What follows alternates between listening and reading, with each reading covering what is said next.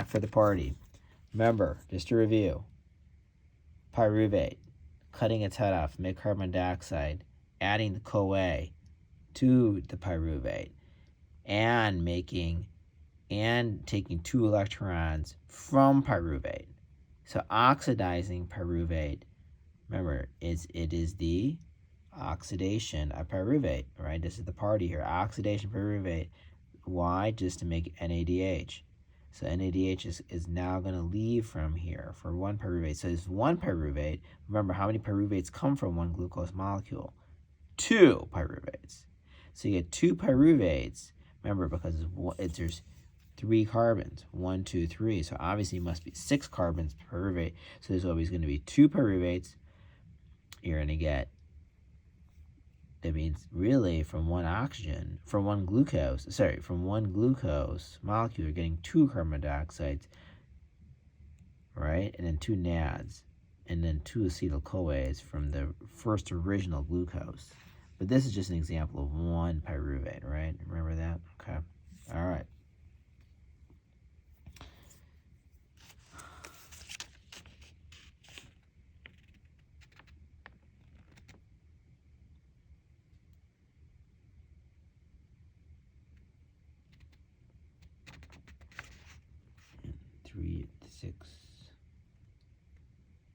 Figure 2 of the enzymes are shown in figure 632b. What's 632b? 632b. Actually, let's take a look at the enzymes. Let's take a break here. Let's slow it down. 632b. Oh, wow. Oh, look at this. Look at these guys. Here, look at this. This hexokinase, remember, and phosphofructokinase. These are your enzymes in the cytoplasm. Hexokinase did what? He added the phosphate to the glucose. Phosphofructokinase added the additional P. There was already P, right? The additional P to make it a double P fructose. So like, kind of like dance like an Egyptian. And he's got like two hands, and 2 P's there, right? So that's like kind of thing. And then now we're going to come in. Okay. Where were we going back to this business here? Right? 2 phosphates from the phosphofructokinase, but only one. There's already one already there. All right. And remember, pyruvate kinase popped. 2 ATPs were made in glycolysis. So glycolysis actually generates 4 ATPs. But it took 2 ATPs to make it. All right. Let's begin. So, pyruvate oxidation. Remember, made the carbon dioxide. Cut the head off. There are 2 molecules per glucose. And then the acetyl-CoA, we talked about that. We talked about NADH. We talked about how the acetyl-CoA comes here. We talked about acetyl-CoA. Now, acetyl-CoA enters the citric acid cycle. Guess what? 2 more carbon dioxide are made. 2 more NADH is made. ATP is made. FADH is made. More NADH is made. We're making tons of NADHs. I mean, these NADHs are collecting like coins. These are coins. Each one 2 electrons, because they're going to go electron transport chain, and they're going to deliver. He's going to deliver. He's going to deliver. He's going to deliver. They're just bringing the electrons from all corners of the world, right? NADH from the pyruvate oxidation. The NADH is in the citric acid cycle. And here, what's going on here? The citric acid cycle, he just keeps cycling. He keeps picking up the acetyl-CoA from the glucose molecule. All right, now, this is what's interesting. The cycle generates 1 ATP per turn by substrate phosphorylation, but most of the chemical energy, what is this? Hold on.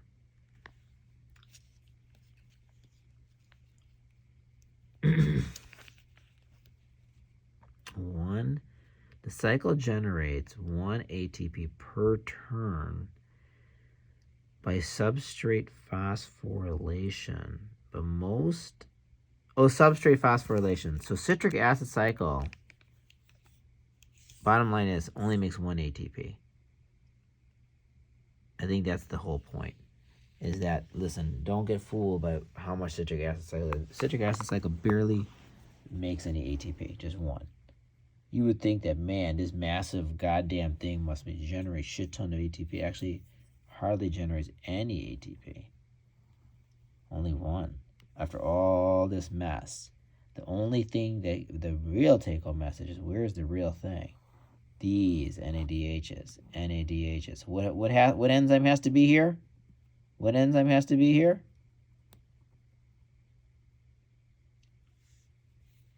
Tell me. Isocitrate dehydrogenase. Which is where? So all the citric acid enzymes are located in the mitochondrial matrix. They are all located in the mitochondrial matrix, all the citric acid cycle enzymes. So this is the matrix.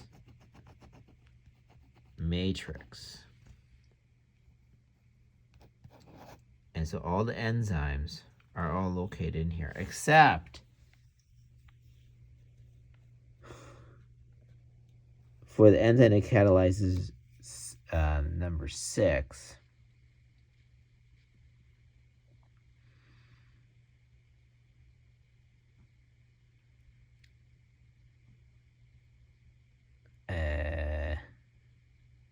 Which is on the inner membrane, Only this one's on the inner membrane.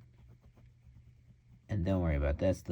That's too much nutty. But most bottom line is, all these are enzymes, just like the dehydrogenase, isocitrate dehydrogenase.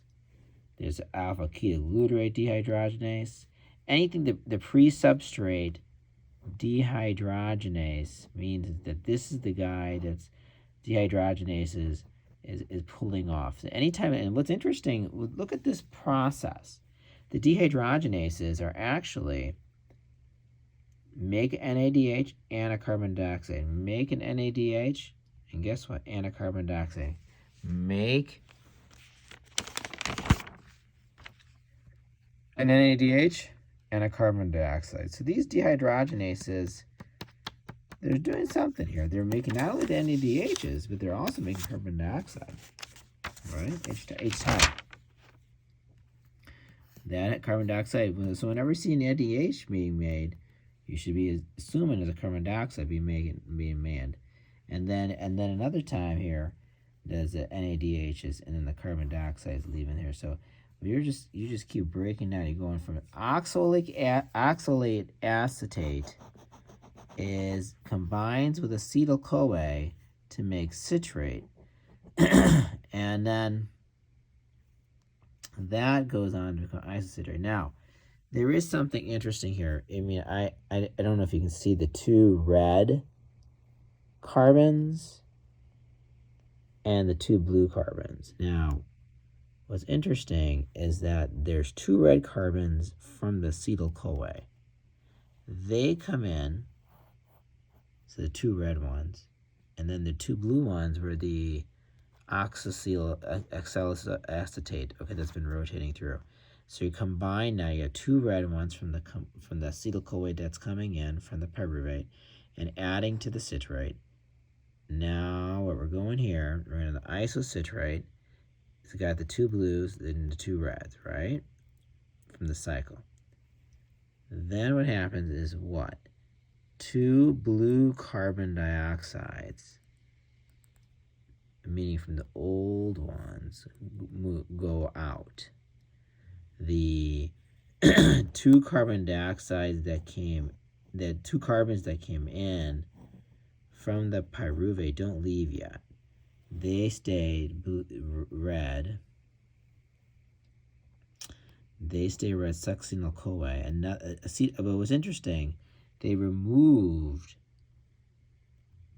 this acetyl-CoA, when he becomes, as soon as the acetyl-CoA enters, he leaves his coenzyme. So acetyl-CoA is from oxidation adds to acetyl and to produce citrate. He actually is gone. Acetyl-CoA is gone, but look, he comes back later on here. And actually now they make an ATP here. So acetyl-CoA comes back as succinyl-CoA, goes to succinate, FADH, fumarate, and then the malate. A lot going on here. I don't think you need to memorize this part. I think you just need to know that, hey, acetyl-CoA does not totally stay. It leaves the citric acid cycle, but it becomes citrate, becomes the first step. You do have a lot of dehydrogenases going on here that really make a bunch of NADH, really only one ATP. That's kind of what's going on here in a nutshell. Now, if I don't follow these carbons, you certainly may.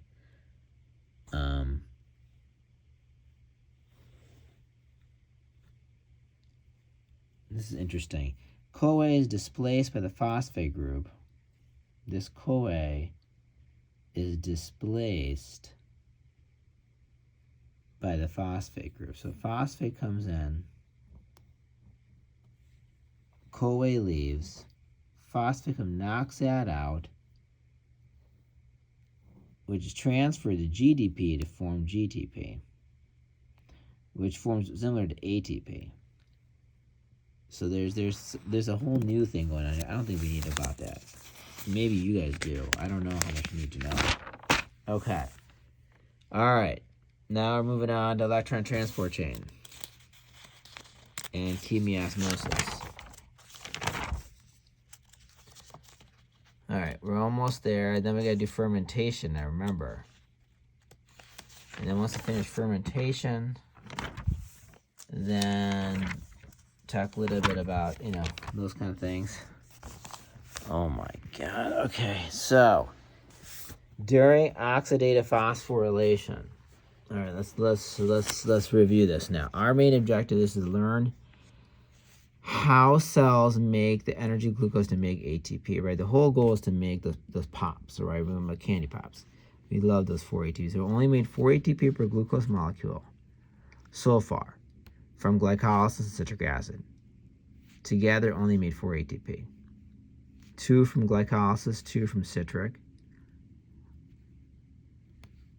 At this point, NADH is really most of the energy at this point, right? NADH is where the real show is. That's where he's the party animal. NADH. He's got all the electricity. Now these electrons link glycolysis to the oxidative phosphorylation. NADH is the main carrier for everything.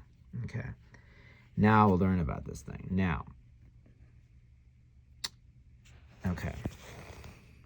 The electron transport chain is a collection of molecules embedded in the inner membrane of the mitochondria. In prokaryotes, they're located in the plasma membrane. Important concept.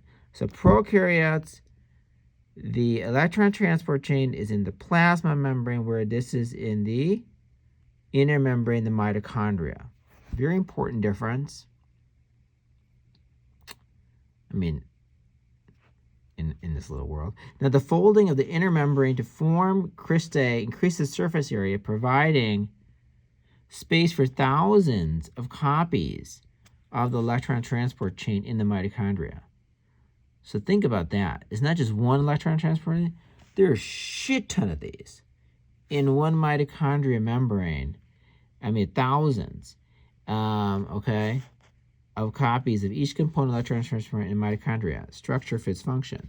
So the infolded membrane with its concentration of electron transport is well suited for a lot of redox reactions. So most components of the chains through multiple protein complexes 1 to 4, tightly bound to the proteins are prosthetic groups.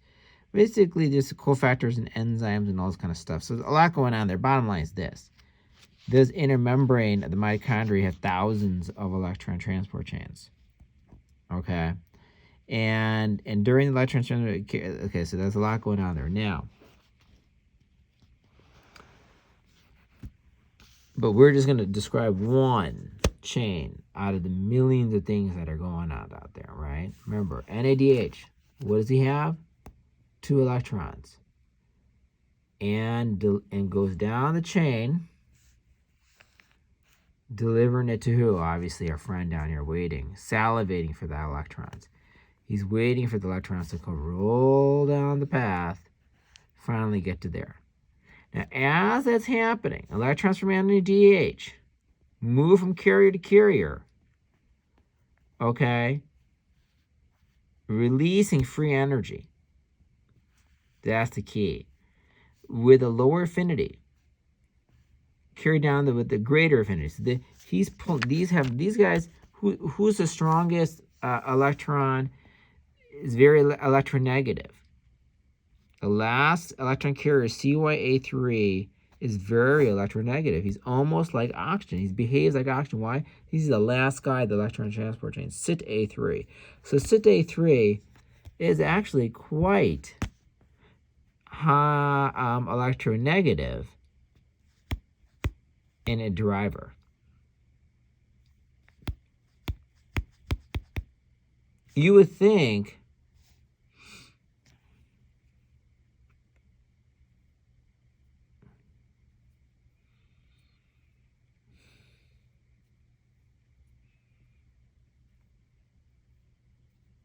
actually, I don't know what you would think. Okay, hold on. I mean, I don't know what I'm thinking. All right. Let's see here. The overall drop in G from NADH to oxygen is 53. This fall is broken up over a period of time. All right.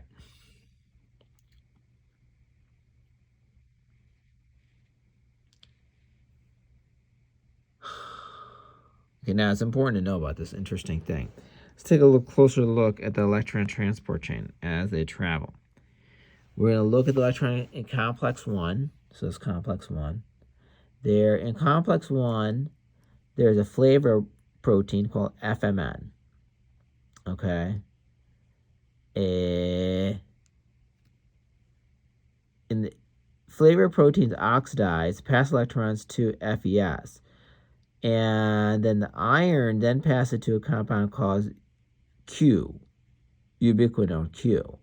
This electron carrier is a small hydrophobic molecule, the only member that is not a protein. So ubiquinone Q is not a protein.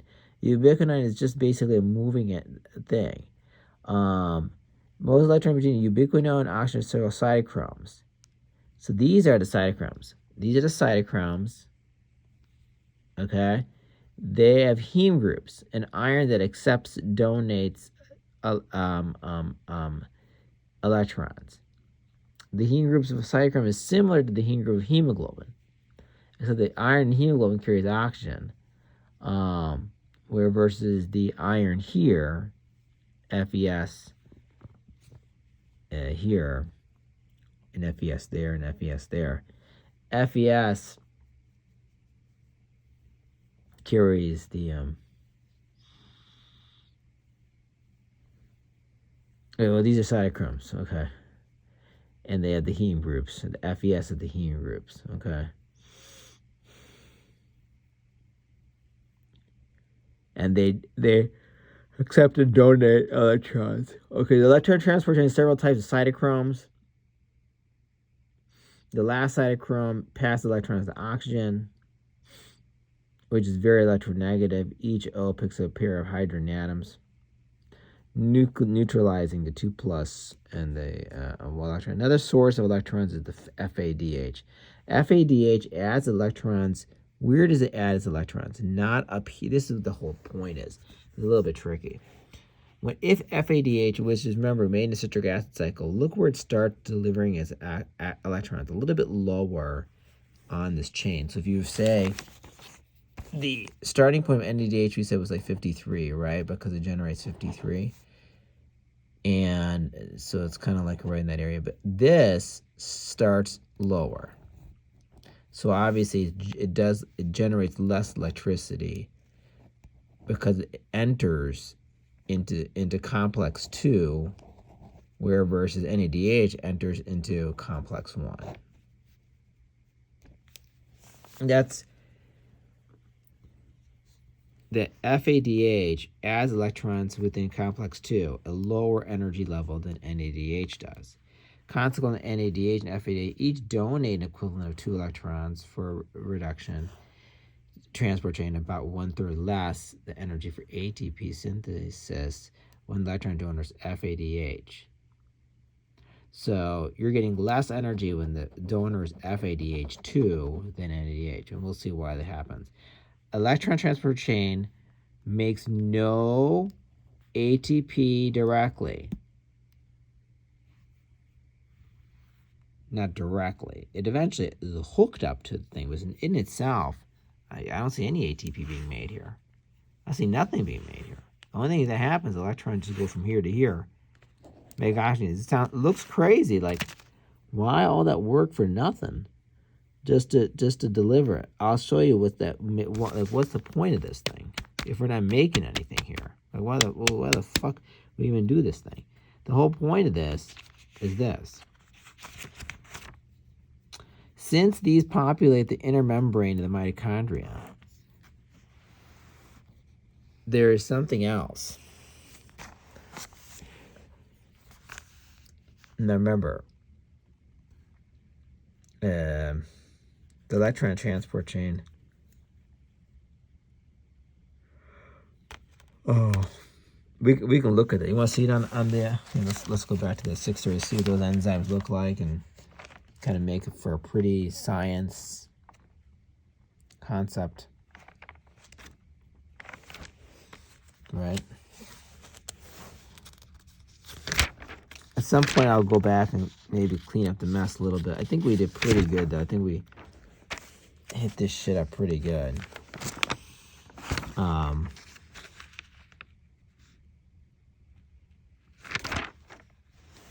Where is this guy? I'm sorry, wasting your time here. I know you're busy. Yeah, 632. The electron transport chain, remember, complex 1, complex 2, complex 3 are along the inner mitochondrial membrane. It's pretty interesting. And the ATP synthase is over here. All right. Anyways, I just wanted to show you that's on the inner membrane. Okay. Now, and the ATP synthase is also inner membrane. Now, so we didn't answer what's the point of electron transport chain. They still haven't gotten there yet. They will. ATP synthase acts like an ion pump. Here, this is an important point. I thought this was a very neat point. It uses ATP as an energy, because normally ion pumps use the ATP as an energy source to transport ions against their gradients. Ion pumps use ATP as an energy source to transport ions against their gradients. Enzymes can catalyze a reaction either way, depending on the G, for the reaction is affected by the local concentration of reactant in the products. See concept A2 and A3.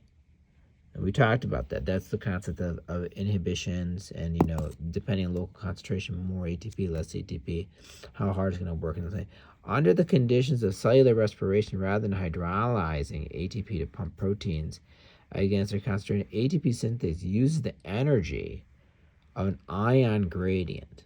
This is fascinating. Watch this. The power source of ATP is different in concentration of H on opposite sides of the membrane. This process is an energy stored in the form of hydrogen across the membranes used to drive cell work, such as ATP. So ATP, when ATP synthase is made, making the ATP, then work can be done. All right, so here we go. This is really the key picture. It's like they saved the best for last. This picture is really impressive. I thought so. Hold on a second. I'm going to take a break.